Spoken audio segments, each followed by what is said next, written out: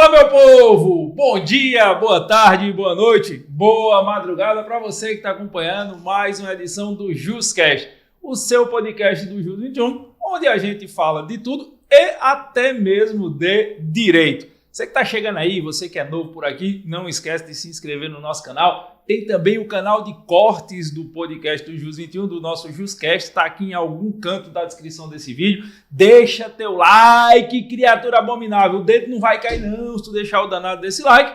E simbora, que hoje eu estou tendo a alegria de receber aqui no JusCast uma das maiores advogadas que tratam da parte de direito previdenciário do país, uma professora também fantástica. E uma pessoa que só dá alegria quem pode conviver e pode conversar com ela. Eu estou recebendo aqui a doutora Kátia Rodrigues. Seja bem-vinda, Kátia.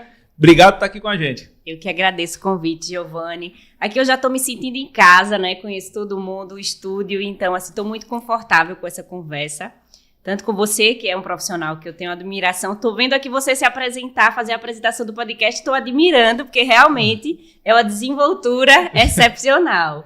Mas aqui estou muito confortável, estou muito em casa no Jus. Show de bola! E para quem não sabe, a professora Kátia, ela é lá do interior. A galera sabe que eu sou do interior, que eu tenho um apreço tão grande, Kátia, pelas coisas do sertão. E você é do Agreste, né? Você é de Orobó? Sim, sou de Orobó, natural de Orobó. Vim para cá especificamente para começar a cursar a faculdade. Eu inicialmente fiz letras na Universidade de Pernambuco, da Mata Norte, na UPE. E aí eu já tinha aquele desejo, né, de começar, mas na época minha família não tinha condições financeiras mesmo de me manter em Recife, na capital, estudando. Então comecei em letras porque eu tinha a possibilidade de ir e voltar para casa todos os dias. A gente saía de Orobó 4h30, 5 horas da tarde. Batendo naqueles ônibus. Voltava 10h30, 11 horas da noite. E foi uma luta grande até eu conseguir, né, ser aprovada. Fui bolsista do ProUni.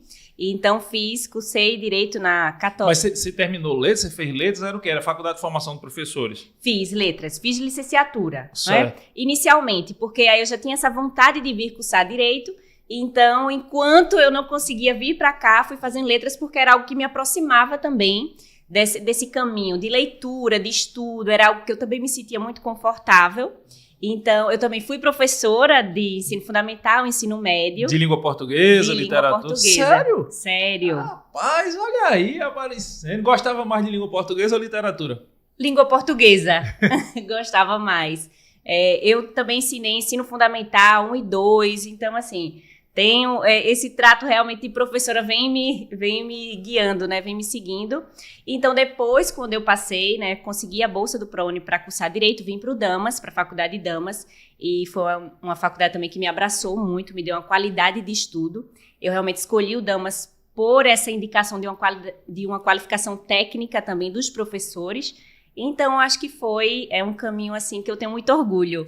Para quem não é daqui de Pernambuco, não é daqui do Recife, a Faculdade Damas é uma instituição privada muito boa que tem aqui. Não sei se ele ainda está lá, mas quem tomava de conta lá do mestrado era meu amigo Cláudio Brandão, professor Cláudio Brandão, uma referência nacional. Referência em direito penal. Penalista, me aperreou não sei quantas vezes para eu fazer mestrado lá, eu devo essa a Cláudio, ainda não fui.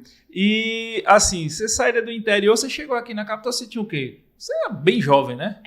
Eu cheguei aqui, eu acho que eu tinha 21. Eu tinha 21 anos, e aí só com o sonho na bagagem e a vontade de vencer, né? De me desafiar, de seguir atrás desse sonho realmente de fazer direito. E como todo mundo que vem para o direito, não sei se todo mundo, não quero generalizar, mas com aquele desejo do concurso público, de a gente que vem dessa ideia também de interior, que não tem tantas oportunidades quanto aqui em Recife. Então, a gente tem aquela ideia meio limitada, que você só vai ter sucesso se você tiver estabilidade, que o concurso público vai poder oferecer isso. E aí eu vim, nesse primeiro ano que eu morei aqui em Recife, eu ainda trabalhei como professora, então eu dava aula à tarde e à noite ia para a faculdade. E aí, do segundo ano, que foi quando eu entrei no terceiro semestre da faculdade, e aí já tem mais oportunidades de estágio, foi quando eu comecei a estagiar, e aí o direito me abraçou. Você estagiou na Defensoria Pública, se eu não me engano, Sim, não foi da isso? União. É aquela do Pina ali, perto do Shopping Rio Mar? Não, ali é a AGU. Ah, é a AGU. A Defensoria Pública da União fica na Manuel Borba. Não sei hoje, na verdade. Na Boa Vista, né? Na Boa Vista. E aí, mas isso já foi na parte final do curso. A parte inicial do curso eu fiz estágio mais em escritórios.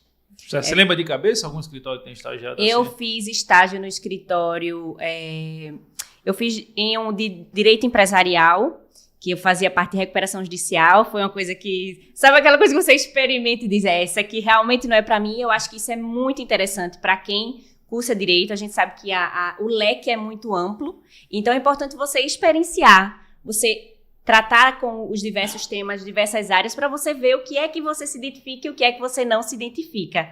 Né? Então, a primeira experiência foi com um escritório voltado para a parte de recuperação judicial, e ali eu já vi que empresarial não era para mim. Eu admiro também quem gosta, mas não... Não era para mim, e eu era muito fã, assim, tinha muito interesse em aprender penal.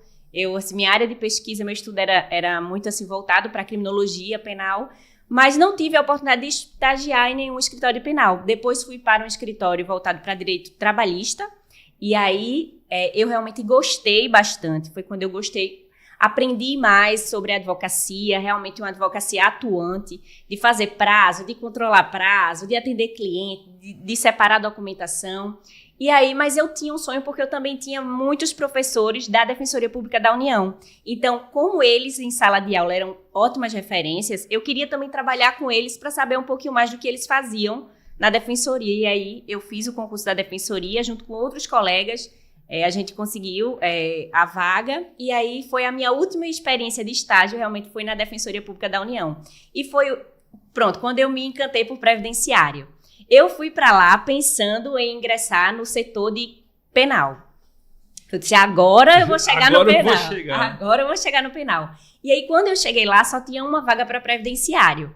E aí, eu fiquei com aquela sensação de novo, passei longe do penal. Mas aí, quando fui fazer realmente a inscrição lá para ser direcionada para algum setor na defensoria, eles falaram que havia uma rotatividade, havia uma seleção às vezes interna, de quando surgia alguma vaga a gente ser redirecionado, e que aí inicialmente eu ingressaria em previdenciário, mas depois eu poderia migrar para outro setor que eu quisesse. Eu disse, tudo bem, então vou para o previdenciário, até porque é uma área que não tem muita oportunidade de estágio, né? Algumas faculdades sequer têm cadeiras obrigatórias de previdenciário, nem eletiva.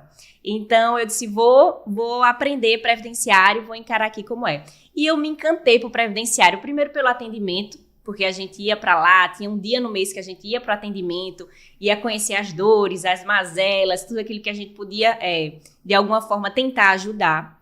E aí, fiquei no previdenciário e acho que no terceiro semestre que eu estava lá, eu fui direcionada para um gabinete específico de aposentadorias. E aí pronto. Aí se encontrou, né? Aí eu me encontrei. Desistiu do penal? Então, eu ainda fiz o TCC em penal, participava de grupo de pesquisa de penal, mas eu percebi que eu gostava de estudar penal. E trabalhar é diferente. Sim. Eu acho que quando eu fiz uma escolha de segunda fase de OAB, eu fiz muito consciente do que eu gostava de estudar.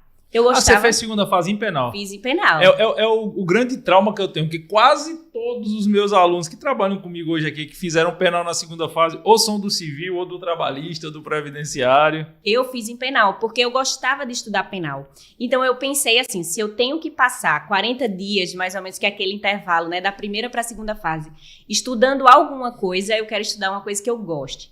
Então, estudar penal para mim era... Eu pegava meu caderninho, era ótimo. Então, escrever sobre penal para mim também era muito bom, porque eu sempre gostei de estudar mais aprofundar temas de penal.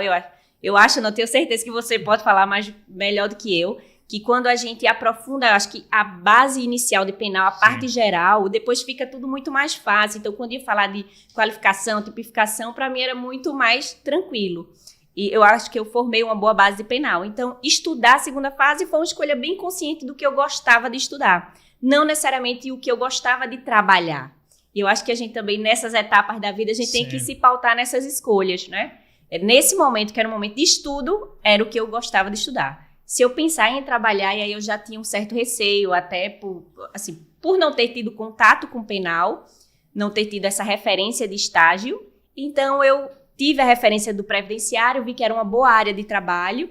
Naquele momento, na defensoria, eu não sabia, não tinha contato com precificação de previdenciário, porque a gente trabalhava na defensoria. Sim. Mas, assim, eu já podia observar o potencial, inclusive financeiro, do direito previdenciário, que é uma área rentável, que é uma área que a gente recebe através de precatória, RPV, então não tem aquele dilema, ganhou, leva. Não tem aquele dilema do direito civil de você ganhar e não levar. Tem que brigar pelos honorários, né? Isso. E enchimento de saco. Você só se preocupa com a tese, se preocupa com o direito, e aí você ganhou, você leva. Né? Independente se isso demora pouco ou muito, mais leve. E a bem ou mal está advogando contra o Estado, que é melhor do que advogar contra a parte. Direito Com de família. certeza. Direito de família mesmo, eu acho que eu nunca faria, porque botar duas pessoas brigando, eu ia assumir um lado ou ficar com pena dos dois. Exato. Isso é uma coisa que eu até me descobri em outra palestra, acho que eu já estava atuando em previdenciário, eu fui para algum congresso, não me recordo agora, e eu vi essa pessoa falando, né, que quem trabalha com previdenciário tá de um lado, assim, que você, na verdade, está defendendo somente o direito de alguém. Você está se posicionando pelas garantias, porque uma aposentadoria é uma garantia, um benefício por incapacidade é uma garantia, você não está contrapondo interesses, né? Você está sempre pelo direito, porque quando a gente se posiciona, por exemplo, num processo de família, vai ter a história de uma parte, vai ter a história da outra parte, e alguém vai sempre sair perdendo, né? Eu tenho uma teoria, eu estagiei na época de faculdade, eu comecei estagiando na área civil, né? Mas era estágio e tal. E o escritório que eu trabalhava, o pessoal lá fazia muito direito de família. E eu dizia assim, bicho, não dá certo não, porque casal pra mim é o bicho mais safado que existe, porque agora tá se matando. Eu quero lascar aquela desgraça. Semana que vem vê de braço dado. Vê de braço dado. Eu disse, não, isso não dá pra mim não. Aí eu sempre tive essa ideia que se eu fosse advogar, trabalhar, que eu trabalhei muito pouco, seria contra o Estado, não parte adversa, né? E o cenário do previdenciário para o advogado? O pessoal fala que já tem advogado previdenciarista demais, que não tem carro. Como é que tá? Como é que você faz essa análise? Então, eu escuto muito isso, que existe muito advogado, e de fato existe muita gente com OAB. Tem mais de 1.300.000 OAB, se eu não me engano, 1.200.000 e tantas mil. Mas eu acho que previdenciário ainda é um caminho, ainda é uma área que carece de bons profissionais. Né? Eu acho que todo bom advogado é um bom contador de histórias. E um bom advogado previdenciarista tem que ser um excelente contador de histórias. Porque a gente trata da história de vida daquela pessoa. A história dela de trabalho pega a maior parte da vida dela. Né? Então, assim, você saber contar isso bem através de constatações fáticas, né? E também encaixar isso com as garantias que ela tem.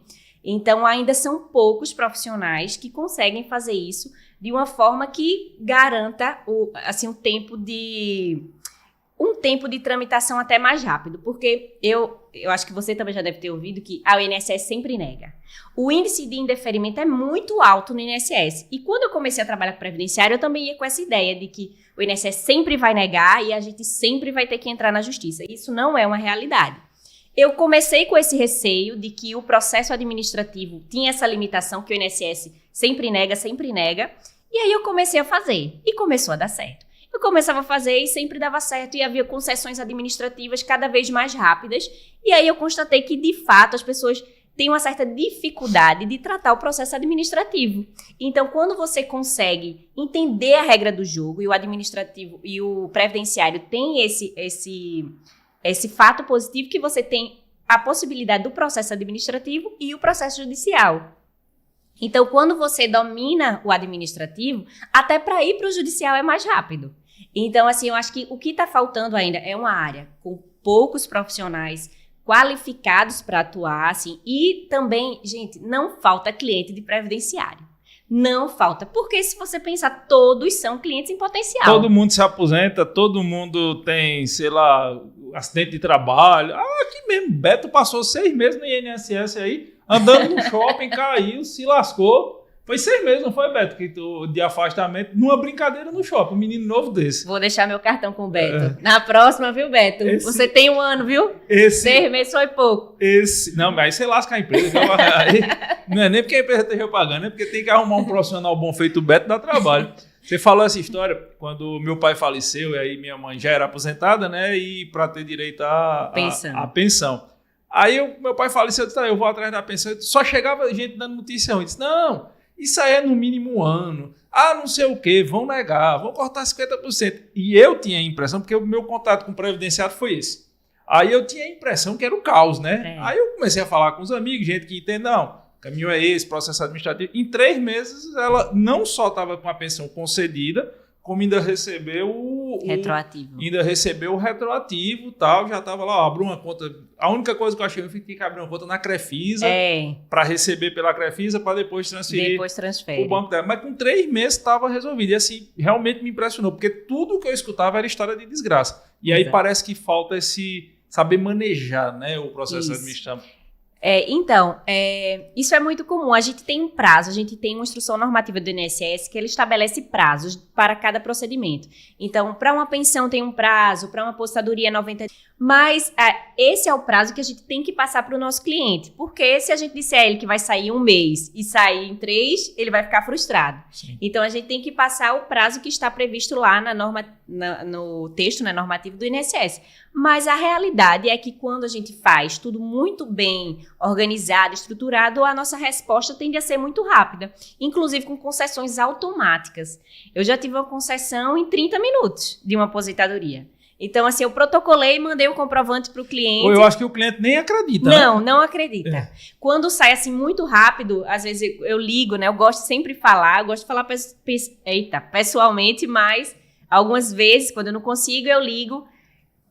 Alguns já me atendem assim, doutora, meu Deus, foi a minha aposentadoria. Outros nem esperam de tão rápido que acontece. Mas já, meu Deus, eu esperava daqui para o final do ano. Teve um que eu fiz em janeiro, e aí eu dei a resposta para ele em março.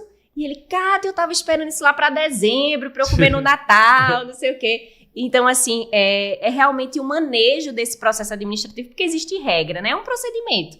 Então, eu acho que a gente tem que fazer a nossa parte, e principalmente que a gente é parte. O advogado, eu acho que no processo previdenciário, ele tem a parte dele, é o cliente dele. Então, se a gente pode facilitar, se a gente pode cooperar para que o INSS, o processo tramite mais rápido e o INSS dê uma resposta mais rápida, eu acho que a gente tem que fazer isso, a gente tem ferramentas para isso. Não dá para a gente achar que, tipo assim, isso é um pensamento muito comum também, vou jogar a documentação lá, é essa, e o INSS que se vire. Mas aí você está deixando de lado a parte que é o seu cliente. Então, se você pode... Eu faço assim, todos os requerimentos administrativos, eu faço petição para jogar, dizer, olha, tá aqui... Dá o caminho das pedras para quem vai analisar. Olha aqui, veja direitinho, é isso aqui que a gente quer, porque a gente pode cooperar para facilitar. Então, por que não fazer? E é verdade que hoje as análises iniciais é por inteligência artificial, como tem mais mão humana, ou isso é lenda? Então, é porque existe uma ferramenta dentro do sistema de requerimentos que você pode selecionar, por exemplo.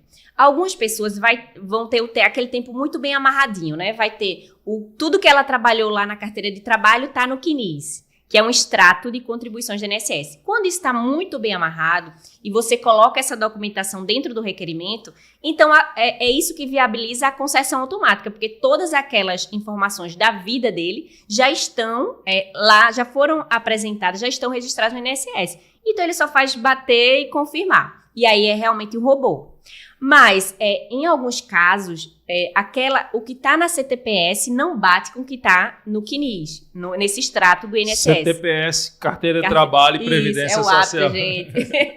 O que está na carteira não bate com o que está nesse extrato do INSS. Então, aí é importante você tirar isso do requerimento, assim, colocar muito bem essa informação, porque ele vai entender que, não basta você analisar somente o que você já tem, você tem que olhar o que eu estou apresentando. E existe, na partezinha de formulário lá de requerimento, existe um quadradinho que você pode sinalizar se você está adicionando algum tempo que não tem no CNIS ou se você tem algum tempo especial. Porque também tem isso, né? Principalmente em aposentadorias, tem pessoas que trabalham com exposição a agente nocivo. Sim. E aí tem direito àquele tempo majorado, a conversão... Quem trabalha à noite, né? Turno noturno.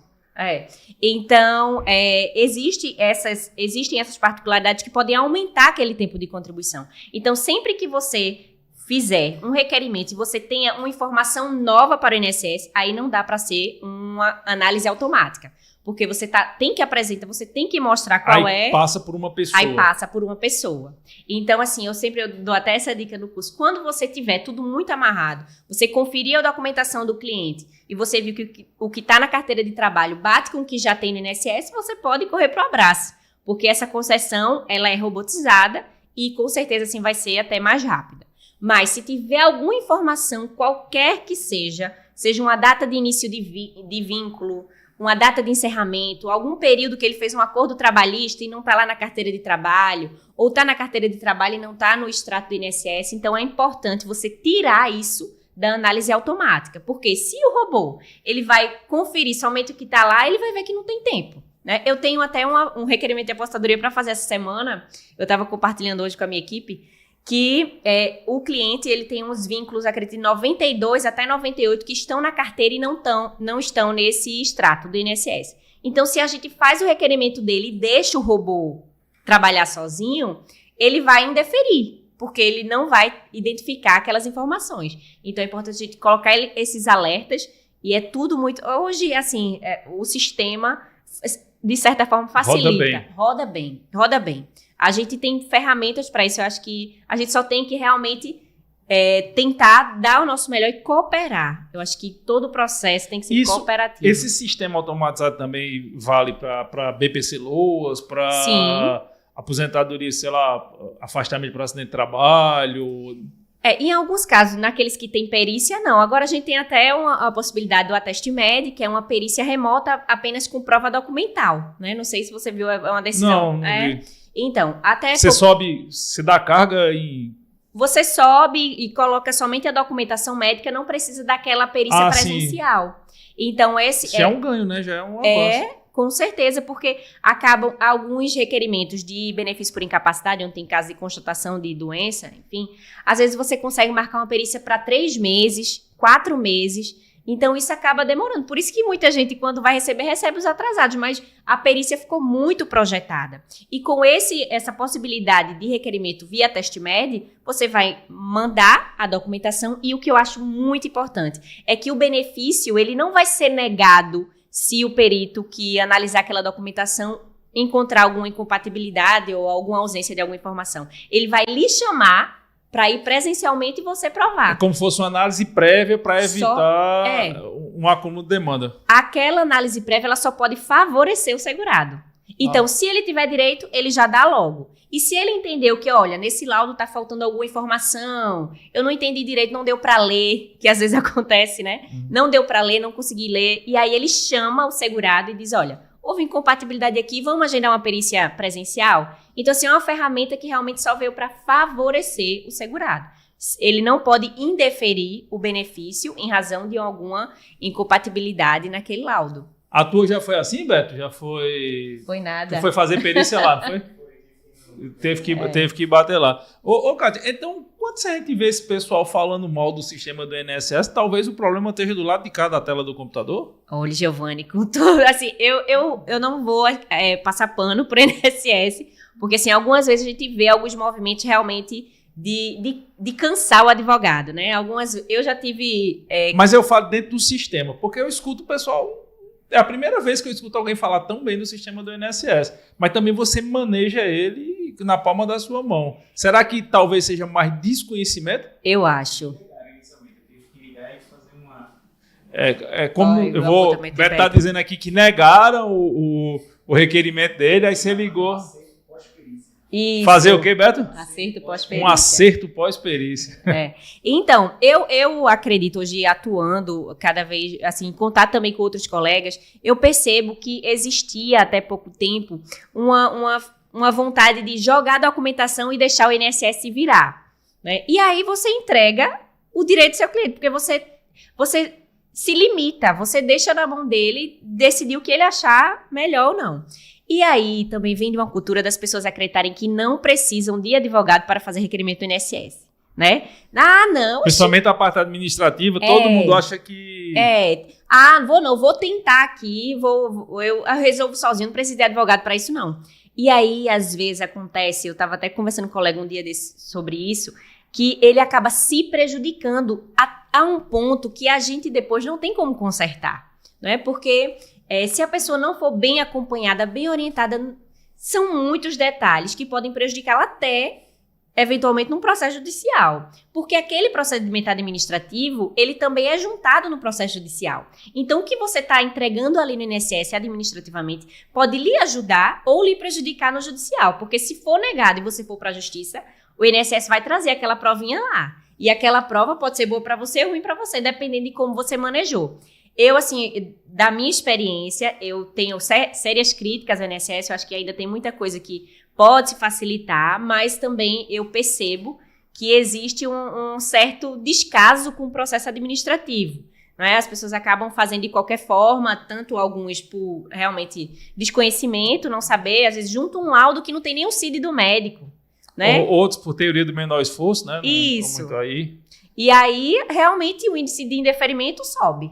Porque se você não juntou a documentação como tinha que juntar, você não apresentou as provas, em aposentadorias principalmente, existem muitos detalhes que podem fazer muita diferença.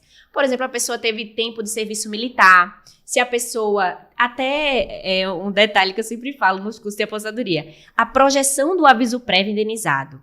Lá na carteira de trabalho, você sabe que tem a data de início do contrato e o final do contrato, né? E algumas vezes aquela pessoa tem um aviso prévio indenizado que ele projeta a data de saída, né? Então, se você for atendido por um advogado que entenda isso, ele vai projetar e você pode ali ganhar um mês no seu tempo de contribuição. E acredite, um dia faz diferença. Faz diferença. Principalmente agora que a gente trabalha com coeficientes, então 60% já é tanto da renda. Então, um dia pode fazer diferença. Então, essa é a particularidade que faz ser tão essencial a atuação de um advogado previdenciarista. Você tocou num ponto que eu achei legal. Hoje, antigamente, ou o cara era aposentado ou não era aposentado. Tinha isso, né? Ou você era aposentado e recebia. Hoje em dia, você tem 60%, 70%. Como é que funciona isso, esse cálculo aí? Não recebe integral, recebe? Então, os cálculos antes da reforma, e muitos ainda estão sendo discutidos, né, com relação à aposentadoria especial, ao benefício por incapacidade permanente, a forma de cálculo ela é diferente. Antes, a gente considerava os 80% maiores salários de contribuição e tirava daquilo ali a média. E sobre aquela média, se você considera a média dos 80% maiores, você já está entendendo que essa média é mais alta, né? Porque se você considera 100%, pode ser que aqueles mais baixos vão descer a sua média. Então, antes, só isso já fazia muita diferença. Você excluir 20% dos menores, automaticamente já subia a média. E agora considera tudo. Então, isso já, em muitos casos, pode descer essa média, né?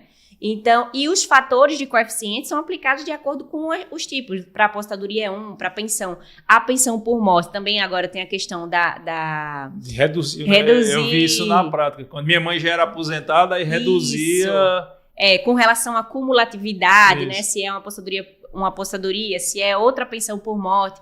Então, assim, os coeficientes são muito variáveis. E, assim, na minha visão agora, falando especificamente sobre a reforma, eu acho que a gente ficou bem prejudicado, assim, os segurados ficaram bem prejudicados com relação à forma de cálculo, né? Assim, não no todo, mas com relação à forma de cálculo, houve uma redução significativa da renda que alguém pode alcançar com a aposentadoria. Então, antes da reforma, era muito mais fácil alguém, por exemplo, se aposentar no teto. Agora fica muito mais difícil. O teto hoje, se eu não me engano, é próximo a R$8.000, né? Na aposentadoria privada, 7.000 e alguma coisa. E aí acabou ficando mais distante essa possibilidade, porque se você já tira a média de 100% de todos os salários, geralmente você em algum momento da vida trabalhou em algum emprego que recebeu menos, muitas vezes no início dessa vida laboral, né? E aí você vai avançando, na maioria dos casos vai aumentando o seu salário. Então, hoje se fala muito em planejamento previdenciário. O que é isso?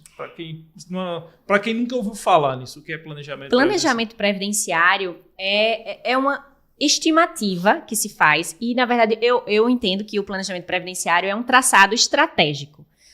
O primeiro ponto dele é você entender qual é a pretensão daquele cliente. Como eu falei lá que o advogado previdenciarista ele é um bom contador de histórias e cada história tem sua particularidade e cada segurado tem uma pretensão. Alguns vão querer se aposentar mais cedo, independente de qual salário. Outros vão preferir esperar um pouco mais e esperar uma aposentadoria melhor. Então, o primeiro ponto do planejamento previdenciário é você entender qual é a pretensão daquele segurado, né? E com isso, você traçar uma estratégia para buscar para ele a melhor aposentadoria. E como eu disse, a melhor aposentadoria não necessariamente é a mais alta. É a que conversa melhor com a intenção dele. Eu tenho muitos clientes que trabalham em ambiente hospitalar e a maioria deles preferem se aposentar mais rápido com um salário menor. Por conta da rotina exaustiva. Aí Você faz essa parte do planejamento? Faço. Então, faço. no planejamento, você diz, por exemplo, você vai contribuir tanto. Exemplo, aqui no JUS 21, tanto eu quanto o Maurício, nós temos um prolabório formal onde a gente contribui sempre no teto. Desde o começo, a gente sempre tenta contribuir no teto. Aí já teve gente que diz, pode ser que você esteja perdendo dinheiro, tal. Pode ser. Aí como é que dá para saber? Porque a ideia é se eu estou pagando mais, eu vou ganhar mais, né? Então, justamente por essa aplicação de coeficientes, você, por exemplo, numa apostadoria por idade, você não parte de 100%, você parte de 60%. Então, veja, isso vai aumentando a cada ano, aumenta 2%. Então, essa aplicação do coeficiente acaba prejudicando. E é no planejamento previdenciário onde você vai fazer essa projeção. Eu recebo muita dúvida de aluno tentando entender qual é a diferença entre consultoria e planejamento previdenciário. Consultoria, se você sentar aqui comigo hoje e perguntar, Kátia, eu queria saber quanto tempo eu tenho hoje de contribuição e se eu me aposentasse hoje, quanto eu receberia. Isso é uma consultoria, é uma análise do presente. Um planejamento previdenciário é uma projeção para o futuro. Já se você dissesse para mim, Kátia, eu quero me aposentar, veja aí qual forma de cálculo vai me beneficiar, em qual eu vou poder ter um retorno melhor. Eu tenho clientes que eu fiz planejamento que estavam contribuindo no teto e a gente viu que se ele contribuísse com 3 salários, ele já ia alcançar a mesma renda que ele contribuísse no teto. Então, a gente consegue fazer essa projeção da resposta que ele vai ter do INSS, desse retorno do INSS e também do valor investido. Porque quando você contribui, isso é um investimento, né? Sim. Principalmente quem é autônomo também. Então, você tem que fazer essa análise entre o investimento que você está fazendo e o retorno que você vai receber do INSS. E já existem até alguns previdenciaristas que fazem uma associação aí também com planejamento tributário, porque essa renda, antes de entrar na Previdência, ela é uma verba tributária, né? Então, já se fala também em planejamento tributário e outros fazem uma associação com planejamento previdenciário. Curioso que você está falando, tudo isso que você está falando para o INSS, sabe onde eu ouvi? Do meu gerente de banco, quando eu fiz Previdência Privada. Eles têm exatamente esse mesmo raciocínio que a gente está muito acostumado para a previdência privada, né? Você vai contribuir, vai escalonar a contribuição pela idade, mas é interessante imaginar isso no INSS. E assim, vale a pena contratar um planejamento? Vale muito, porque de repente você pode estar, nesse caso, esse meu cliente, ele estava contribuindo com 5 salários e ele diminuiu para 3, então assim, é 2 salários que ele está deixando de pagar todo mês, e se a gente colocar isso numa estimativa aí de 5 anos, imagine, ele está perdendo... Né? 2... Ele está pagando um advogado agora, mas ele vai economizar... Vai economizar bastante. E isso também se aplica em várias possibilidades, Giovanni. A gente tem, por exemplo, alguns autônomos que também são servidores públicos. Às vezes quer levar um tempo do serviço público para o privado ou do privado para o público. E isso também é estudado e melhor analisado através de um planejamento previdenciário, porque você vai poder orientar melhor como é que ele vai trazer esse tempo, se vale a pena. Eu tenho o caso de um cliente que ele tem 2 vínculos de serviço público e ainda contribuía para o INSS porque ele também era autônomo. E é possível porque ele é segurado obrigatório, né? Se fosse facultativo, não poderia. Mas aí você tem que tentar administrar para que ele não perca nada. Eu acho que o maior objetivo do planejamento previdenciário é o melhor aproveitamento das contribuições. Para você realmente dizer, olha, melhor levar para cá, trazer para cá, quanto é o melhor para você contribuir. Porque quando você tem essa resposta, dessa projeção de quanto você vai receber no futuro, você vai saber se vale a pena. Em alguns casos, por exemplo, se você projetar e você vê, olha, o valor do seu investimento até a data da apostadoria é 20 mil para você receber, 3 salários. Aí a pessoa faz aquela projeção, eu vou investir tanto, em 3 meses, em 4 meses, eu tiro o que eu investi. Mas aí você faz um comparativo, você vai ter que investir 300 mil até você se aposentar e você vai se aposentar com 3 salários. De repente, para aquela pessoa não é interessante. É melhor pegar o dinheiro e botar na aplicação. Exatamente. Então, assim, você evita esse desperdício e o melhor aproveitamento, porque a contribuição, é o que eu sempre falo também, tanto no planejamento previdenciário, quanto para quem me procura para emissão de CTC, que é essa transferência de tempo de contribuição entre o público e o privado, né? O tempo de contribuição, o salário de contribuição é do segurado. Ele pode escolher como ele maneja, para onde ele leva, quanto ele leva, se ele quiser trazer um pedaço para cá, outro pedaço para lá. Então, é dele. Então, quando ele toma posse desse entendimento de que é dele que ele pode fazer um melhor aproveitamento, porque ainda existe até... É que a ideia que a gente tem é que nós somos polo passivo, o INSS é que manda e a gente que se Isso, lasque, né? que você joga pra lá e aí é uma coisa meio que alheia a você. Eu acho que isso ainda é um sentimento que alcança muitos segurados. E é verdade que nem sempre a primeira proposta do INSS é para fechar, ou isso é lenda? Não, é verdade. Diz que o INSS é danado para dar uma primeira opção que não é boa, né? Inclusive requerido administrativamente. Eu tenho um caso de um cliente, quando ele me procurou, eu fiz um planejamento previdenciário e naquele momento eu disse, olha, hoje você já pode se aposentar. Ele me procurou, acredito, em maio para junho. Eu disse, se você se aposentar hoje, a sua renda é essa. Mas se você esperar 2 meses, que era quando ele completava 60 anos em agosto, se você se aposentar nessa data, você vai ter direito... Era uma aposentadoria que melhorava para ele R$800. Por causa de 2 meses. 2 meses. Vale a pena demais. Então, veja, aí você paga um planejamento previdenciário e olha o retorno que essa pessoa... Porque se ele fosse sozinho lá no INSS, naquele dia, o INSS não ia olhar para ele e ia dizer, olha, espera um pouquinho. Bora aposentar. Aposenta e depois você não pode voltar atrás. Isso é uma tese que até ficou firmada, né, que é sobre a desaposentação. Algumas pessoas se aposentavam antigamente, há muito tempo atrás, se aposentava e implementava os direitos a uma regra, né, cumpria os requisitos para uma regra, aí continuava trabalhando ou continuava contribuindo e aí depois desistia daquela e queria outra, que era melhor. Hoje não pode mais. É como se fosse uma carta de crédito. Você usou as suas contribuições para aquela aposentadoria, acabou. Você pode desistir dela se quiser, mas depois não pode usar de novo. Entendi. E assim, é possível, por exemplo, pegar, sei lá, uma pessoa de 40 anos de idade que nunca contribuiu. Ela ainda consegue se aposentar? Depende, porque se essa pessoa, ela exercia alguma atividade remunerada, né, se ela trabalhava, ela é segurada obrigatório. Todo mundo que trabalha é segurado obrigatório do INSS, independente de ter contribuído ou não.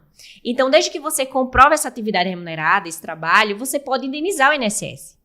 E através também do planejamento que você descobre se vale a pena indenizar ou não. Pagar o patrasmente, né? Isso, exato. Então, Mas da vida toda tem prescrição quinquenal, que no direito do trabalho... Existe uma decadência, mas essa decadência, ela, na verdade, até favorece o segurado, porque ela tem a ver com juros e multa que ele pagaria. Né? E para trás pode. Ad eterno, assim, se ele comprovar a atividade. O importante é comprovar a atividade. Exemplo, o cara tinha um mercadinho, ele sempre trabalhou, mas de bolo, nunca recolheu nada. Ele consegue ainda se aposentar? Se ele tiver prova, porque o bom aí é ele ter prova, né? Por exemplo, uma contribuição através de contador, registro contábil, que é muito comum também, principalmente o autônomo, confiar muito ali no contador e deixar nas mãos dele e tudo. E aí, quando você vai ver, chega lá para se aposentar, não tá aqui não. E para onde é que foi? Às vezes o contador não passou direito ou não botou a melhor forma para ele. Eu acho que isso é um trabalho conjunto. Principalmente quando você pensa em aposentadoria. Então, se ele comprovar a atividade, o problema disso aí é comprovar a atividade, sabe, Giovanni? Então, quando você é facultativo, que é aquela pessoa que contribui porque quer, eu não trabalho, não sou segurado obrigatório. Dular, uma pessoa quer dular e quer contribuir. Quando é facultativo, você não precisa comprovar a atividade. Então, você pode...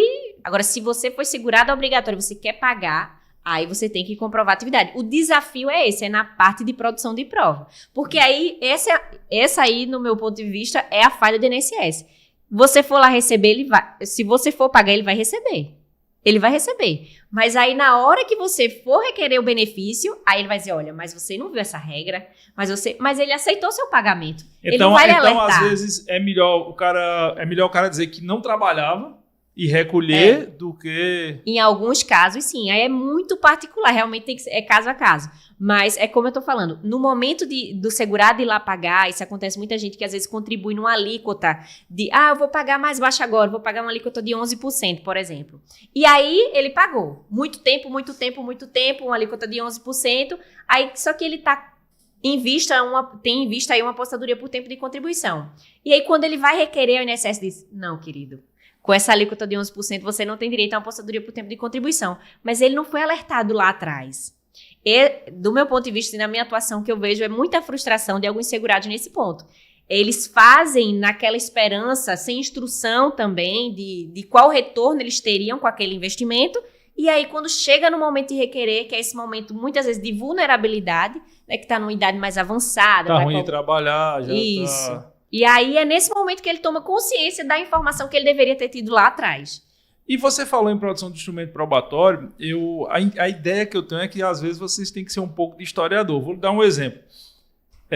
Eu tenho tempo de contribuição como professor mesmo, carteira assinada de professor. Acho que eu trabalhei aí uns 10 anos da minha vida com carteira assinada, que era um regime.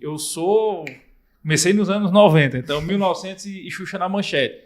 Aí depois eu tenho um tempo que eu contribuí como autônomo. Depois eu passei a ter empresa, PJização, né? Eu dava nota fiscal, aí tinha uma contribuição. Aí depois eu passei a contribuir no teto dentro da minha empresa com o Prolabore. E se você perguntar assim, Giovanni, tu tem um papel disso? Eu digo, não tem nada. Como é que vocês fazem para provar que isso aconteceu?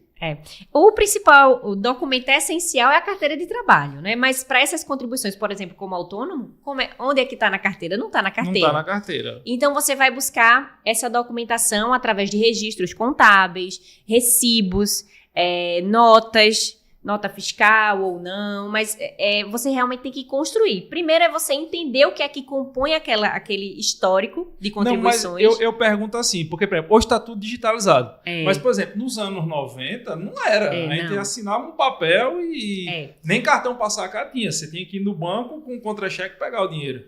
Pronto. Quem por exemplo, autônomo, há muitos anos atrás, existe até um requerimento próprio do INSS para isso, que são as microfichas.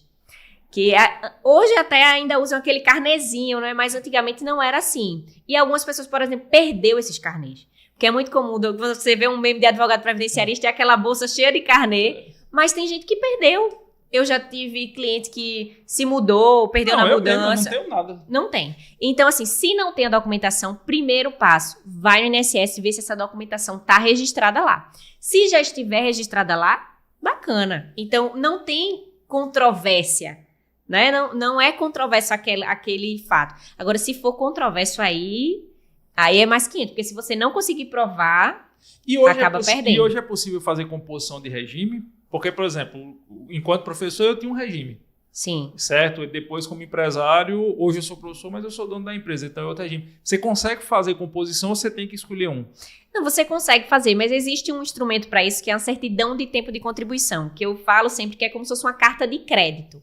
Se você, por exemplo, você trabalhou em algum regime próprio, né, em algum estado, por exemplo, e você quer trazer esse tempo para o INSS, é possível, através dessa carta, que é uma certidão de tempo de contribuição, onde o estado vai dizer, olha, tá aqui o crédito que ele tem comigo, INSS, aproveita aí na aposentadoria dele. E o inverso também, você pode, não, eu trabalhei, isso acontece muito com militar, eu tenho muito cliente militar, que ele, no início da vida, logo no comecinho, assim, trabalhou 2 anos de carteira assinada e depois ingressou na polícia, e aí quer trazer esse tempo do INSS para o Estado, né?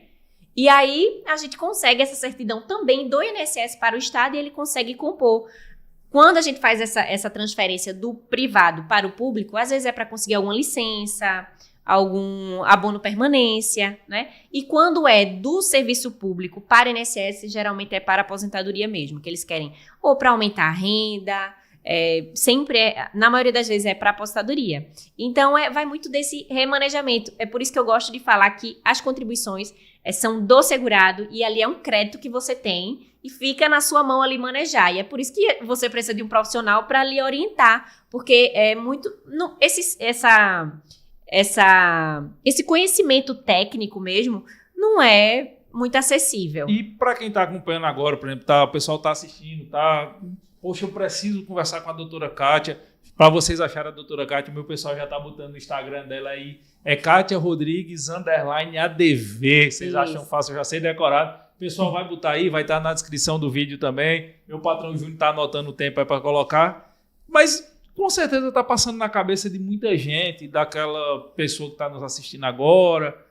Não precisa falar nome se não quiser. Mas é caro esse planejamento? Porque, assim, aparentemente é um excelente investimento, mas às vezes o cara diz, não, uma Ferrari é um excelente investimento, mas não tenho para...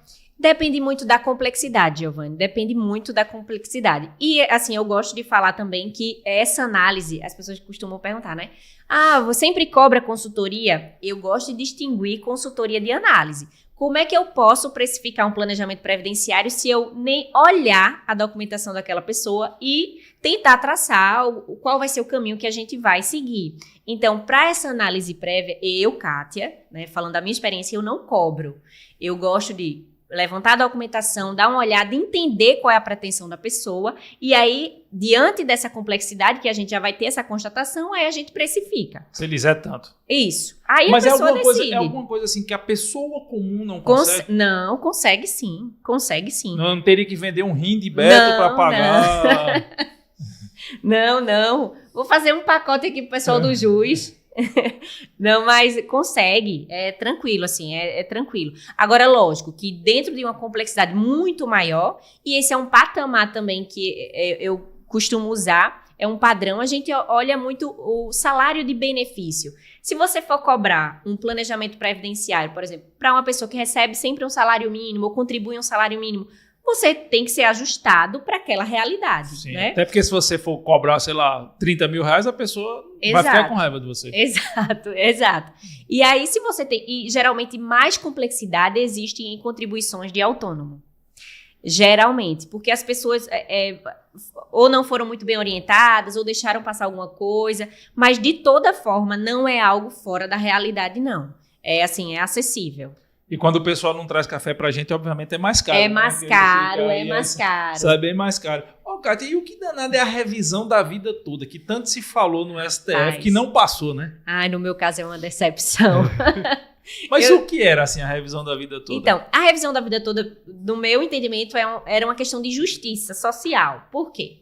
A gente tinha, como a gente falou agora, a gente fez uma associação a uma vida de trabalho que a pessoa trabalhou, recebeu salários menores no começo da vida e depois foi aumentando. Mas o inverso também é real. Eu tenho um caso, até, acho que eu posso falar aqui, que é do pai de Caroline Miceli, que é professora do JUS. Professora Carol. Meu cliente e o pai de Carol. Ele é engenheiro de formação, então no começo da vida de trabalho dele, ele recebia excelentes salários. Foi naquela época do boom da engenharia, então ele trabalhava em bons setores e recebia bons salários. E aí, no avançar da vida dele, laboral, e a engenharia foi tendo aquele decréscimo, né? Ele passou a receber bem menos, muito menos. Então, o que foi que aconteceu? No cálculo da aposentadoria, era isso que acontecia, houve a mudança de moeda do Cruzeiro para o Real em 94. Então, para facilitar o cálculo, o INSS desconsidera todas as contribuições antes de julho de 94. Ou seja, lascou os mais antigos. Lascou os mais antigos. Porque você tirou, no caso do pai de Carol, você tirou os maiores salários. Então, a média dele... Lá para baixo. Lá para baixo, assim, era uma diferença muito grande. Giovana, era muito grande. Então, você acabou prejudicando essas pessoas. Ah, isso é para todo mundo? Não é para todo mundo, porque algumas pessoas realmente no começo da carreira recebiam menos, aumentou, então foi bom. Mas em outros casos prejudicou muito. E a revisão da vida toda era justamente você equilibrar essa forma de cálculo e dizer para eles, olha, a gente vai tirar esse limitador de julho de 94 e a gente vai contar tudo. A média vai ser da vida toda. Por isso que é a revisão da vida toda. É você considerar todas as contribuições que essa pessoa fez ao longo da vida. O que me parece, então, que a decisão foi muito mais política do que jurídica, né? Porque o INSS talvez tivesse com uma bomba na mão, mas o segurado não tem nada a ver com isso, né?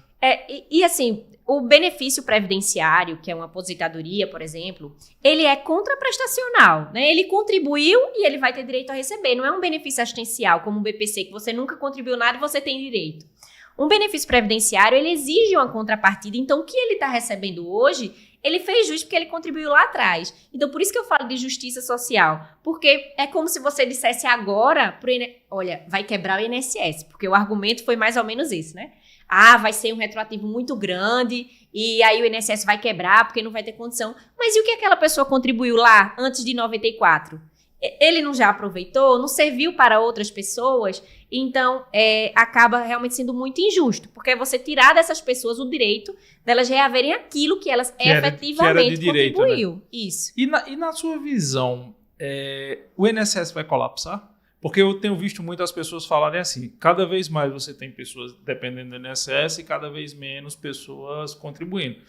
Tem muito jovem hoje que não contribui mais para o INSS. Você acha que ele colapsa ou que isso é teoria da conspiração? Pode vir, meu filho, vem, bota o cafezinho para a professora Kátia. Obrigada. O meu eu não tenho direito, então tá certo. Agora... Ó, passando na frente da câmera, 20 anos de estúdio. Entra lá no Instagram dele, Beto Alves L, diga, Beto, ninguém passa de frente da câmera, não. Então, eu ainda eu acredito que o INSS é uma boa opção para todos. Por quê? A cobertura do INSS ela é uma cobertura completa. Por exemplo, existem muitos planos de aposentadoria e que você realmente é um projeto de aposentadoria ou um seguro de vida, seguro, enfim. Mas não é uma cobertura tão completa, porque o INSS ele acoberta uma incapacidade temporária, por exemplo, um acidente de trabalho. E aí eu ainda acredito muito, eu sou uma defensora aqui no sistema previdenciário, mas eu não vejo muito... realmente, a pirâmide está invertendo, a população está vivendo mais, a taxa de natalidade está caindo. Né? Porque, assim, a impressão que eu tenho é que o sistema previdenciário, como ele está concebido, ele foi feito para uma outra realidade. Querido, obrigado, Deus lhe pague, me cobrou de fortuna, deu uma mulher bem boa e 10 filhos. Deixa eu botar aqui. O Beto agora vai levar o café de volta. Vai nada. Ai, nada. Porque, assim, a leitura que eu faço é que o modelo previdenciário brasileiro ele foi feito para uma outra realidade social e para uma pirâmide etária diferente. Você tinha uma expectativa de vida mais baixa, uma taxa de natalidade mais alta, uma população menos urbanizada, consequentemente, menos pessoas com acesso aos benefícios previdenciários. Hoje em dia, você nasce menos gente, vive-se mais, e aquela pessoa que nos anos 50 ou 60 que estava no meio rural, que nem sabia que tinha direito à aposentadoria, hoje está entrando com a aposentadoria rural. Isso. Então, me parece ser um modelo que não tem como evoluir, né? Eu receio que sim. Assim, no coração, eu receio que a gente esteja caminhando para um momento crítico. E isso também ficou evidenciado com a reforma. Porque a gente vê uma limitação, assim, uma redução dos valores dos benefícios, uma redução, um aumento da questão de percentual de coeficiente mais reduzido. Então, a gente já está vendo... Estão esticando a idade, né? E a gente vê que está estreitando mais, que está ficando mais apertado, justamente para tentar equilibrar esse sistema. Mas eu temo que a gente, principalmente essa questão de hoje, a gente tem outras formas de trabalho, porque o previdenciário está muito associado ao trabalho, né? E ao trabalho formal, trabalho celitista, né? Ele foi criado pela lógica celitista. E a gente tem uma geração agora que está ligada no TikTok, em outros tipos de trabalho, que aí não existe. Eu tenho aqui no JUS, assim, eu já tive a oportunidade de pessoas profissionais que chegaram aqui. E eu disse que a proposta era com carteira assinada para a gente se resguardar, obviamente, de eventual ação de trabalho de educação. Eu não quero. Eu não trabalho com carteira assinada. Aí eu prefiro que você me pague um valor X a mais, mas eu não quero carteira assinada. É tanto que eu sempre fiz essa leitura. É como se você tivesse uma tríade aí. Criaram a CLT, de inspiração notoriamente na Carta del Lavoro, né, que já era algo antigo. Sim. A Carta del Lavoro da época de Mussolini, que já era inspirada na antiga legislação trabalhista alemã da República de Weimar. Olha como um negócio deu uma voada. A gente saiu do INSS para a República de Weimar. Para quem não sabe, a República de Weimar é o nome que se deu vulgar ao governo alemão pós-Tratado de Versalhes, pós-Primeira Guerra Mundial. Então, cria-se ali a CLT na época de Vargas, de Getúlio Vargas. Essa CLT vai sendo aprimorada ali nos anos 50 e começa a se criar a legislação previdenciária brasileira naquela época. Então, me parece que está muito associado. Até benefícios que não são benefícios previdenciários por natureza, como é o FGTS. Ele não é um benefício essencialmente previdenciário, mas a gente associa muito a isso. São ligados a quem tem aquela carteira assinada. E hoje o pessoal não vai ter, né? Exato. Essas outras formas de trabalho, que não mais o formal, acabam também afetando essa pirâmide, porque a gente não tem mais esse recolhimento, essa fonte. Porque no INSS, no sistema previdenciário, funciona o seguinte: quem hoje está na ativa, paga os inativos. Certo? Então, quando a gente chegar ao ponto de ter mais inativo do que ativo, como é que vai se pagar? Sim. Né? Então, assim, eu não acredito que ainda não é uma coisa que tenha que ligar aí um alerta ainda. Mas vai ser antes da invasão dos aliens. Né? Tem hora que a gente espera que os aliens cheguem logo. Mas eu temo que em algum momento a corda vai arrebentar, mas a gente... É uma coisa que eu até falei um dia desse. Assim, existe esse temor, mas a gente pensa o seguinte, como a gente estava falando, que o Estado acaba custeando o sistema previdenciário também, né? E aí, do outro lado do segurado está o Estado. Se o Estado quebrar, todo mundo já vai estar quebrado. E eu acho que a última coisa que vão deixar de pagar é a aposentadoria, até pelo choque social que isso vai produzir, né? Então o Estado ele vai parar de pagar uma série de outras coisas, pode até a inflação comer o valor da aposentadoria, o poder aquisitivo cair, mas o pagamento em si vai demorar muito. Mas eu realmente acredito que num futuro, quando eu falo num futuro, não é daqui a 10 anos ou 20 anos, talvez nem minha filha conheça essa realidade, mas o sistema previdenciário, como ele foi constituído no mundo, me parece que ele tem que ser substituído por alguma outra coisa. Exato, era isso que eu ia falar. Vão surgir outras alternativas, né, que estão com certeza atreladas também ao previdenciário. Vão surgir outras fontes, outras formas, mas dessa forma, realmente, como você falou, acredito que já está desregulado. E a gente vê isso na reforma, esse aumento da idade, esticar um pouco mais, reduzir um pouco mais, realmente você tentar amarrar, mas aí você acaba amarrando e afetando... Quem já está, né? Quem já está, exatamente. Ô, Kátia, e como foi que você virou professora?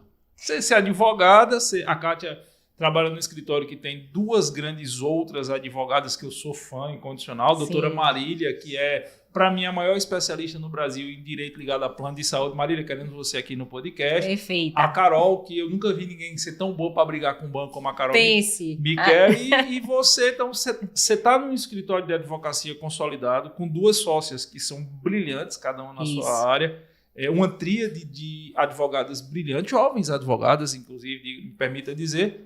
Como foi que tu virou professora também, né? Então, eu sempre gostei assim, no meu histórico já vem essa ligação... Mas eu falo professora de direito. De direito, né? Direito. Na verdade, foi através de Marília.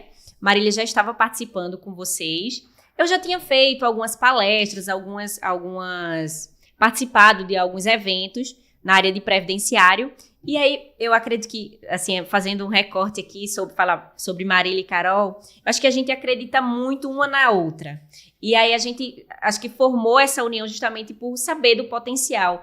Eu tenho certeza, Marília é uma pessoa competentíssima e não teria me indicado, me apresentado a você se ela não confiasse no meu trabalho. E se a gente tem essa confiança mútua. E aí, Marília ingressou primeiro, né, no juiz. Foi a primeira professora de prática do juiz, foi ela. E aí, ela já conversou com a gente, assim, a gente, poxa, que bacana, Marília, é ótimo, é excelente. Marília é excelente, brilhante. Carol, assim, eu sou suspeita, Carol é minha melhor amiga da faculdade. BFF, Best Friend Forever, né? Quem quiser uma briga comigo ou com Carol, mexa com a outra. Mas Carol é brilhante também, brilhante. Então, assim, a gente vem dessa confiança e aí foi quando ela me apresentou, falou e a gente chegou até aqui. E assim, eu tenho crescido muito, eu acredito muito também aqui e tem me levado também me redescobrir nesse espaço que eu gosto muito de estar, que é sala de aula. E aí a gente tem uma relação hoje com vários alunos que interagem, a gente conversa. Eu tenho que falar que ainda com o Instagram eu sou um pouco limitada, porque isso a gente Mulher, não diga isso. Pela da Instagram, mas o que não tá no Instagram não tá acontecendo na vida. Então, mas hoje eu estava até conversando sobre isso. E eu não sei se é uma realidade de todo mundo, mas eu observo na advocacia previdenciária, eu acho que tem muito esse do empreender também na advocacia. Eu sou uma pessoa muito concentrada no atendimento do meu cliente. É aquilo ali que me alavanca, que me coloca em outro espaço, é o resultado que eu entrego. Porque também não adianta se você ser uma figura bonita no Instagram e você ser vazio de conteúdo. Então, acho que, principalmente no previdenciário, o resultado fala por você. Porque se você aposentou fulano, aposentou ciclano, de repente o bairro todo, eu que trabalho com aposentadoria, por exemplo, atendo um cliente que é de um hospital determinado de Recife, de repente o colega dele... Se aposentou ele, vai vir todo mundo. Vai vir todo mundo. Isso é verdade. Então, assim, eu ainda concentro muito tempo no atendimento, de estar presente, porque quem vem falar comigo, quer falar comigo, às vezes passa por outra pessoa da minha equipe, mas Kátia tá aí, eu quero falar com ela, marca outro dia, vai. Então, assim, eu ainda concentro muito tempo nisso. E eu vi até recentemente outro colega que eu admiro muito, também previdenciarista, falando que, principalmente no início da carreira, a gente tem que concentrar em fazer. Fazer, não ter tempo ruim e ir atrás. Eu falo sempre assim, que falando como cliente, os clientes da minha geração, a captação para o advogado não tem nada a ver com rede social. Eu também sou muito assim, eu tenho as pessoas da minha confiança, e eu só gosto de resolver com as pessoas da minha confiança. É tanto que quando eu tinha um gerente num banco que virou uma espécie de consultor financeiro. Quando trocaram ele de agência, eu pedi para que ele trocasse minha conta de agência. Acredito. Por quê? Não, mas a fulana é tão boa, fulana, não, eu sei, mas eu quero com ele, entendeu? Então eu sou daquela geração antiga que vai pro restaurante, gosta de sentar na mesma mesa. Sim. Aqui no Recife tem um restaurante chamado Leite. Sei, conheço. E quando eu vou pro Leite, eu gosto de sentar na mesma mesa e ser atendido pela mesma pessoa. Mas eu sei que essa minha geração tá passando. Isso. E a nova geração, ela vai ser captada por rede social. Por isso que eu falo sempre para os advogados que talvez hoje você não investir em rede social, você esteja confortável. Mas daqui a 10 anos não vai dar. E muito advogado me relata isso, aí eu tenho que focar no trabalho. Tudo bem, mas você tem que ter alguém para fazer para você. Exato. Você tem que ter alguém para fazer. Por exemplo, eu vivo de rede social ou minha empresa não existe. Para o advogado, ele tem que estar trabalhando, mas ele não pode deixar de lado, porque vai chegar uma hora que aquele cara que indica para o outro vai estar fora do mercado. E a construção da imagem também, da autoridade, né? Sim. Assim, a pessoa lembra ali de você, fulano é advogada, vou falar com ela, fulano trabalha com previdenciário, fulano, então... Não, e outra, tem uma coisa que os advogados normalmente eles relevam que se chama indexação. O que é indexação? O universo do advogado offline, ele está limitado à cidade, talvez ele esteja limitado ali à região metropolitana. Isso. Se ele for muito bom e tiver contato, sei lá, com o sindicato, talvez aquele grupo, mas o mundo é um oceano azul a ser explorado. Quanto mais seu nome tiver indexado, quanto mais seu nome tiver ligado a um determinado segmento, mais fácil vai ser no futuro as pessoas lhe encontrarem. Eu sou de um tempo que os advogados pagavam caro para ter anúncio em lista telefônica. Porque era a forma de panfletar na frente do INSS. Pois é. Não, você pegava aquela lista telefônica que era desse tamanho, parecia uma bíblia. Você abria lá no advogado, nas páginas amarelas. Quanto mais dinheiro você tivesse para botar um anúncio maior, mais clientes você ia encontrar.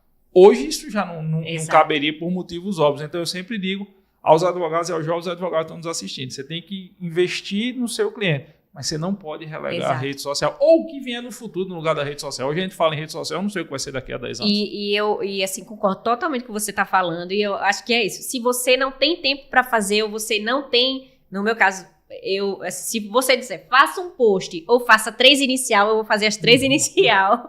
E aí eu não tenho muita habilidade. Então eu prefiro, é realmente preferível que você contrate alguém para ocupar esse espaço, porque é muito importante. Rede social é muito importante. Eu lembro que, assim, há um tempo atrás, né, quando eu trabalhava, eu ainda não era autônoma, somente quem me conhecia como advogado previdenciarista é aquele meu grupo que me conhecia, assim, pessoalmente. Que se não tivesse internet, saberia que você... Exato, mas aí depois que eu vim para a advocacia autônoma, eu já recebi muita indicação, muito contato de parcerias, de indicação de parcerias, e isso hoje... Na advocacia, na jovem advocacia, parceria é o caminho. É mais importante do que ter um escritório. É muito importante, porque você vai realmente dividir essa especialidade com alguém que entende. E eu acho, Giovanni, eu acho que você não tem que se prender ou tentar fazer o que você não sabe. É melhor você ganhar 50% de alguma coisa do que zero de nada, né? 100% de nada, na verdade. Porque se você se agarrar àquilo de fazer o que você não sabe, você pode perder aquela oportunidade e é realmente 100% de nada. E aí, se você divide aquele trabalho, você procura um profissional que vai entender, que vai atender bem aquele cliente, você vai ganhar 20%, 30% de uma indicação, de uma parceria. E o maior capital que qualquer profissional liberal hoje tem se chama network. Isso. Nada é mais importante do que network. Eu lhe digo, Kátia, que tem coisa que se eu tivesse muito dinheiro no bolso eu não tinha resolvido e com uma ligação eu resolvo. Exato. Entendeu? E é isso aí que tem que procurar. Inclusive... Você que está nos acompanhando agora, você vai fazer o seguinte, você vai pegar o seu celular, se você paga o YouTube Premium aí, você não precisa sair da transmissão, tá certo? Se você não paga, deixa de dizer e paga aí, você vai entrar no Instagram, continua assistindo a transmissão aqui, você vai entrar no Instagram, Kátia com K, Kátia Rodrigues, _ADV, Kátia Rodrigues, é isso que está aparecendo em algum canto da tela aí. Bota Kátia aí, Beto. Rodrigues, _ADV. Vai botar para seguir a doutora Kátia e ainda vai lá nas postagens dela e vai comentar. Tô aqui, viu, acompanhando, doutora, tô aqui para ela saber que faz diferença rede social. Olha, no dia da transmissão aqui, no dia da gravação do podcast, eu vou abrir aqui, ela tá com aproximadamente 3 mil seguidores. Depois que o podcast for para, vamos chegar a 5 mil rápido. Esse é um desafio bom, viu? Esse é um... Botem para seguir vídeo, dê like, curta e comenta e compartilhe com seus amigos, até porque esse conteúdo você vê que a gente está falando com uma pessoa que manja muito de previdenciário.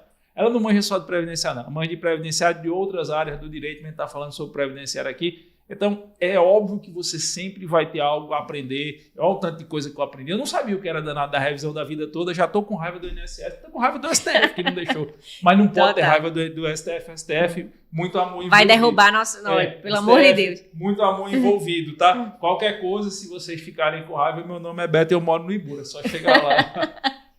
Mas falando sério, então vocês veem que é uma pessoa que manja demais do assunto e acompanhar nas redes sociais vai valer a pena demais. Kátia, a gente está se aproximando do final e a gente está criando uma tradição aqui, que é o momento à la Marília Gabriela. Ó, não desliguei o celular, vê? 25 anos fazendo isso, completei semana passada e não aprendi a desligar o danado do telefone. O momento à la Marília Gabriela. Você talvez não fosse nascida, mas Marília Gabriela tinha um programa que ela fazia no final, ela fazia um ping-pong. Não vai ser bem um ping-pong, não precisa ser perguntas e respostas diretas, mas é uma inspiração aqui na Marília Gabriela, de frente com o Gabi. Eu separei aqui algumas perguntas para você que não tem a ver com o direito, mas tem a ver com a sua pessoa, com a vida e com a inspiração que você gera em muita gente, muitos jovens, advogados, meninos e meninas. Então, fica à vontade para responder como você achar melhor. Vamos embora. Um filme inesquecível. Até o Último Homem. Até o Último Homem, que é aquele da Segunda Guerra Mundial, que o cara não pega em arma, né? Excelente filme. Pode completar? Pode, ficar à vontade. Eu gosto muito daquele filme, porque eu acho que a gente tem que acreditar nas nossas convicções. Eu acho que ele defendeu a convicção dele e ele, assim, conseguiu fazer a diferença com isso. Ele podia achar que, usando a arma, ele podia, como todo mundo acreditava, que ele faria mais diferença usando a arma, e ele, sem arma, conseguiu fazer mais diferença porque ele acreditou na convicção dele. Eu acho que isso é uma lição que a gente tem que levar, assim, acreditar em quem a gente é, no trabalho que a gente entrega, na pessoa que a gente é, para mudar a vida das pessoas que estão à nossa volta. Então, esse é um filme que me marca. Assistam aí, tá aparecendo em algum canto na tela aí. Alerta de spoiler. Baixa o seu som e daqui a pouco você sobe de novo. Nesse filme tem uma das cenas mais emblemáticas. Eu gosto muito de cinema e eu tenho algumas cenas que são marcantes. E uma das cenas está nesse filme, que é no final do filme. Aí o cara tá copiando no rádio aí. Vocês não vão avançar não, vocês estão 15 minutos atrasados. Aí o comandante diz, calma, estamos esperando ele terminar de rezar. Eu acho essa cena... É incrível. Fantástico. Pronto, pode subir o áudio aí, você que não quer o alerta de spoiler. Um livro. E aí eu tô perguntando para uma professora de letras, né? Então, eu gosto muito de literatura. E eu acho que um livro que me marcou, assim, eu li pelo menos 2 vezes, é O Primo Basílio. Essa de Queiroz. Por que, assim? Porque essa de Queiroz é uma leitura difícil, né? Um português mais castiço, mais... É um livro que eu sempre lembro, assim, que me marcou profundamente. No final do livro eu tava chorando horrores. Eu acho que fala muito do dilema humano, da gente estar sempre insatisfeito, porque é spoiler também do livro, mas é a história, né, de uma mulher que ela se envolve num relacionamento extraconjugal e no final ela morre de remorso porque ela traiu o marido. Então, assim, parece que a gente tá sempre insatisfeito com alguma coisa e às vezes a gente precisa perder para reconhecer o valor das coisas. Então, longe de ser somente um ensinamento sobre relação amorosa, é um ensinamento para a vida. A gente tá nessa juventude, nessa geração que o exibicionismo comanda tudo, e você acaba se comparando, você acha que você está sempre numa situação de inferioridade. É como se as pessoas vivessem eternamente frustradas, né? Isso. Então, assim, essa leitura, por mais que seja antiga, né, uma leitura muito antiga, uma leitura, assim, mas que eu fiz até essa leitura há muito tempo atrás, mas é uma coisa que sempre me volta. Mas é tão atual, o pessoal hoje chama síndrome da esposa de Kaká, né? A mulher de Kaká, o jogador, disse que separou dele porque...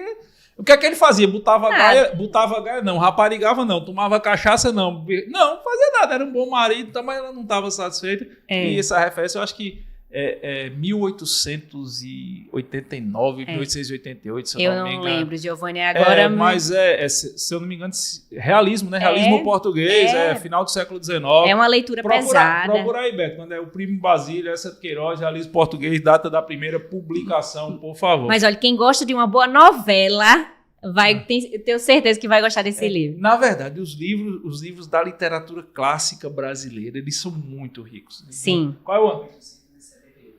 Errei por 20 anos. 1878. Eu sou fã do realismo, eu sou fã... Assim, aqueles livros do final, da segunda metade do século XIX, início do século XX, eu sou fã. Meu autor favorito é Machado de Assis, Machado de Assis. Tem um conto de Machado de Assis que eu sempre recomendo para o pessoal ler, se chama A Igreja do Diabo. Ela também tem essa pegada da insatisfação do ser humano. A Igreja do Diabo é o seguinte: o diabo veio para a Terra e criou uma igreja onde tudo que era pecado se torna virtude. Procura aí qual foi o ano da Igreja do Diabo, Beto, por favor. Tudo que era pecado se torna virtude. Então você ser avaro virou virtude, você ser adúltero, e depois o diabo fica surpreso porque as pessoas começam escondidas a serem fiéis, a fazerem o bem, a ajudarem os outros e tal. E ele joga também muito com isso, com essa dualidade. Você nunca está satisfeito, né? Quando você pode fazer tudo, você não quer ter nada. Eu acho bem legal. Exato. Qual é o ano aí da publicação da Igreja do Diabo? Já vou ler. Como é? Não, Machado de Assis morreu faz tempo, Beto, eu garanto. Pode ser não. Só se for... É psicografado. Só se for psicografado, mas não, veja aí. Conto Machado de Assis, A Igreja do Diabo, ano de publicação original. Apareceu não? Tá certo, vocês desculpem a vergonha que Beto fez passar, mas eu garanto que Machado de Assis já morreu faz muito tempo. Mas procurem aí. Vou botar na minha leitura também. Eu gosto. Eu não me lembro qual é o livro de contos dele. Mas... Não, Beto. Não, isso não cola não, Beto. Não cola Vai não. tu, Júnior. Pesquisa aí. Tá achando não, tá certo. Não. Vocês desculpem a vergonha que o Jus 21 acabou de passar, tá bom? Ô, Kátia, uma música. Uma música e por quê? Uma música. Tem uma música que eu gosto muito, que é de Mastruz com Leite. Foi lá no Forró das Antigas. Eu sou apaixonada por Forró das Antigas, que é... Eu não me recordo o nome agora. Você lembra o trechinho? Não faça passar essa vergonha não, Giovanni. Meu Deus, acho que eu tô nervosa, não tô conseguindo lembrar. Vou pegar meu telefone. Pega o telefone aí, Rapaz, eu ainda tô passado com essa vergonha que Beto me fez. Eu acho que ele pegou o filme. É o topo da minha lista, aqui da minha playlist. Cadê? Se eu entrar na minha playlist, Beto viajou uma vez comigo, minha playlist é variada demais. Vai de U2 a Babal do Pandeiro, né, Beto? Baião de 2. Baião de 2, não me lembro. Eu vou botar aqui, viu? Não bota não que o YouTube derruba, veja só um pedacinho da letra. Deixa eu botar aqui, Baião de 2, Baião de 2, Mastruz com Leite. Você chegou aí pra Forró no Internacional, naquele tempo que tinha Forró no Internacional? Eu fui pra um Forró no Internacional que eu botei com a panturrilha doendo, tanto que eu dancei. Vixe, mano. E eu tava de sapatilha. A gente bem que podia se juntar de vez, né? Conheço, compartilhar de novo no nosso sertão. Eu amo essa música. O pessoal que não é daqui de Pernambuco tem um clube chamado Clube Internacional do Recife. É até relativamente perto aqui de onde a gente tá. E tinha os forrós do interior. Aí toda a cidade tinha o forró de Serra Talhada, o forró de Salgueiro, aí... Era muito bom. Aí vem essas Mastruz com Leite, magnífico. Recentemente teve um show aqui, né, de playlist de Limão com Mel. Foi, não sei. Eu só soube no dia. Eu disse, não é possível que eu não sabia do negócio desse. Mas por que essa música? Então, é porque essa música me desperta uma memória muito próxima da minha infância no interior, né? Assim, tá de manhã no curral, tomado leite mais puro. Então, assim, é quase como se eu estivesse revisitando. Estivesse enxergando aquele cenário. Ali, acordando, aquele barulho dos passarinhos, a vaca atrás de casa, aquela memória realmente afetiva, eu adoro. E, assim, pra mim é como se me trouxesse de volta, assim, Agora, curioso, a pessoa vê você toda elegante aí, trabalhada na Dudalina e na Pandora, não imagina que você é do meio do mato, né? O quê? Meu Deus do céu. Eu adoro, olha, Forró das Antigas. Se eu tiver estressada, minha playlist é essa. E o maridão gosta de Forró das Antigas também? Porque ele diz que a felicidade é quando você casa com alguém que também gosta de forró, né? Gosta. A gente começou a namorar num show de Limão com Mel. Eita! Momento de intimidade. Um show de Limão com Mel. Limão com Mel. Ele é do direito também, não? Ele é direito, ele estudou comigo. Mas na época da faculdade a gente não tinha nada. E aí a gente se conhecia, lógico. E aí, depois da faculdade, 2 anos, acho que quase 3 anos já depois, aí um dia do nada, do mais absoluto nada, ele mandou para mim um trecho dessa festa que ia ter de limão com mel, dizendo, olha, é a tua cara. Do nada, 3 anos depois. Pra você ver como... Jogador promovido, né? Como é o nome dele, cara? Eric. Então... Eric, queremos você aqui para ministrar um curso dessas coisas aí que foi. Mas eu disse pra ele, se você é muito empreendedor, você já... Pra você ver como a pessoa conhecia o meu perfil, né? Ele mandou aquele trecho da festa de Forró das Antigas, é a tua cara. Eu disse, olha... Aí nem foi nessa festa. Antes dessa festa, ia ter outra festa de limão com mel, uma gravação de DVD. E aí, eu tinha ganhado os ingressos, acabou que a gente foi, a gente nesse dia se reencontrou, né? Porque fazia muito tempo que a gente tinha se visto, desde assim, o finalzinho da faculdade. E aí, a gente realmente botou todos os papos em dia. E na época, quem estava comigo, pode testemunhar isso, é Belma, que é professora também. Belma estava comigo no dia. E aí, Belma... Vocês só fazem conversar. E a gente botou todos os... Belma, queremos você aqui para contar essas histórias aí. Aí Belma deu uma de cupido, né? Foi. Belma pegou logo o copo da minha mão, o copo da mão dele. Enfim, sei que a gente se reencontrou nesse show de limão com mel e de lá pra cá foi muito forró. Lá no Inter a gente chama isso de cuviteira, né? A amiga cuviteira que Carol também, viu? Carol é uma cuviteira. Então, Eric é uma história assim, não tem nada a ver com isso aqui, mas... Ele começou, né, fez direito e ele entrou na faculdade de direito pensando em PRF. Tinha intenção PRF, pelo perfil, isso e aquilo, mas Eric sempre foi apaixonado pelo empreendedorismo. E aí ele não conseguiu... E ele mexe com o que hoje? Ele tem distribuidora de alimento e de bebida. Legal. Então, assim, ele decidiu empreender, aí às vezes a gente tira muita onda um com o outro, né, a gente se ajuda muito também. Aí, às vezes, eles falam, eu tô muito cansada, eu digo, você não estudou. E aí ele, mas tu não ganha igual a mim? Eu digo, é verdade. E o planejamento previdenciário dele tá em dia? Tá não. Casa de Ferreira, espeto de pau, tá vendo? Tá não. Casa de Ferreira, espeto de pau. Tá não, mas assim, a gente... A próxima pergunta, eu acho que você até já respondeu, porque se for onde você conhecia o seu marido, eu ia perguntar, um show inesquecível. Deve ter sido esse ou teve outro? Esse foi um show que marcou muito. Eu acho que esse foi o maior. Eu tenho alguns, mas esse foi muito, muito marcante. E um show que você gostaria de ter assistido, que hoje não tem mais como? Um show que eu gostaria... Luiz Gonzaga. Gostaria de ter assistido. É uma grande memória afetiva que eu tenho, foi o fato de eu ter conhecido Luiz Gonzaga. Sério? Em vida. Ele morava no Exu e meu pai e meu tio tinham um comércio no Crato. Do Crato para o Exu é relativamente perto. E a feira do Crato era toda segunda.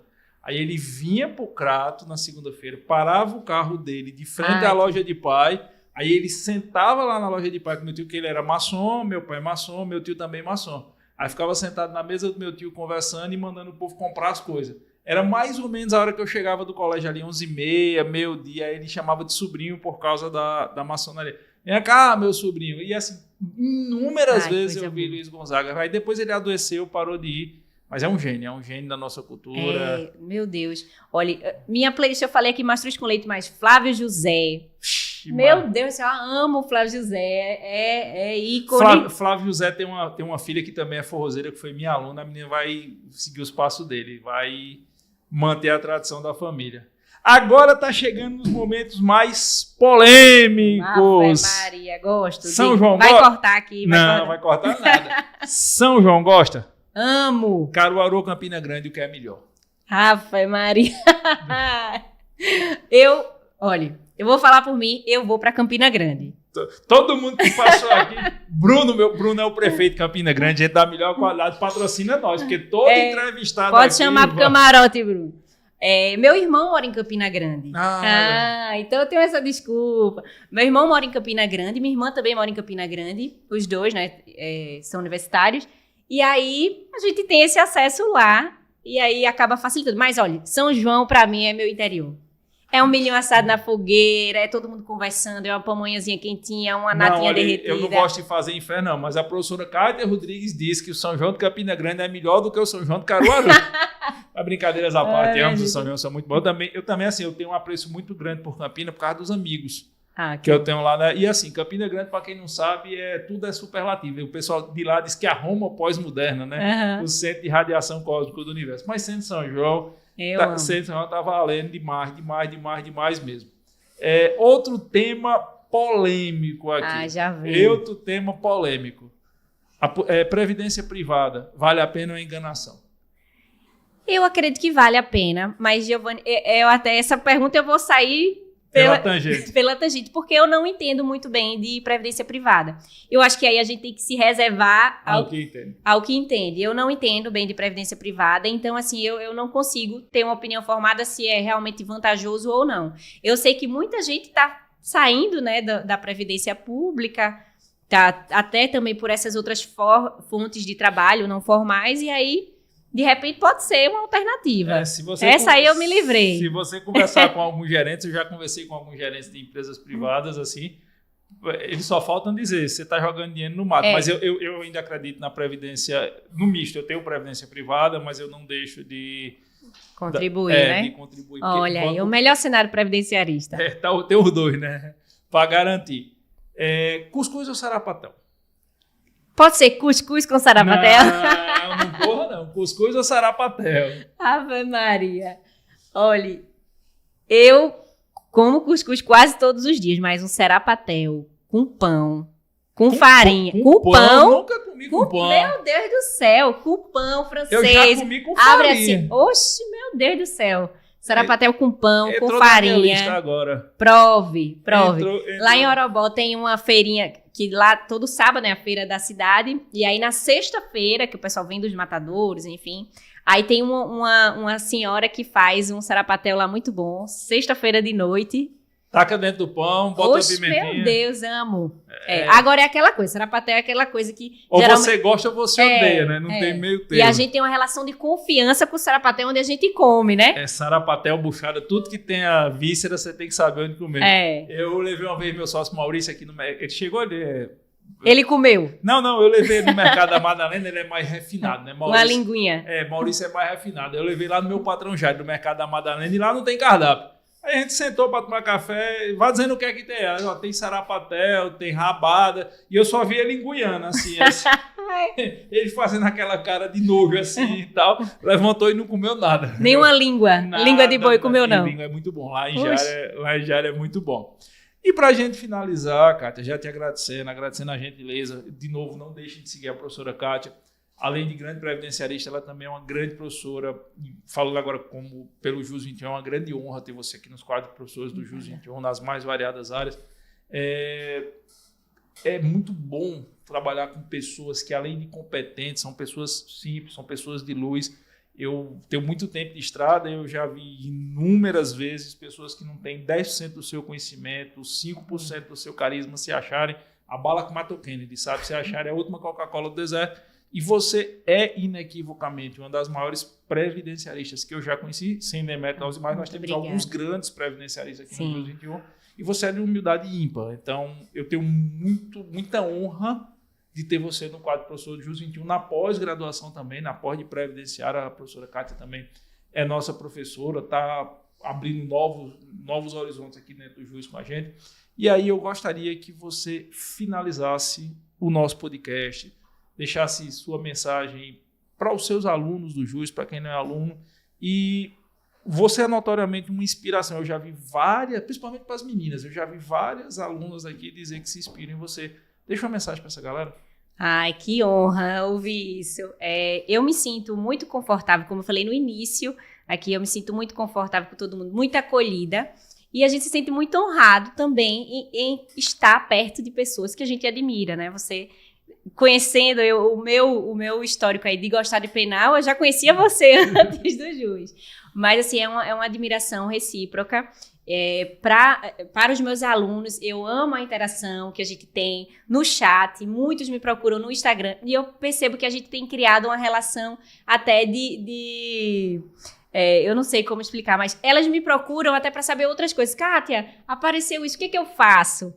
uma curadoria. Você vira fonte de inspiração, né? Isso é muito revigorante, porque a advocacia é um desafio e nem sempre a gente tá por cima, né? Nós somos pessoas e tem dia que a gente tá mais para baixo, tem dia que a gente tá melhor. E aí, naqueles dias, é o que reacende a chama.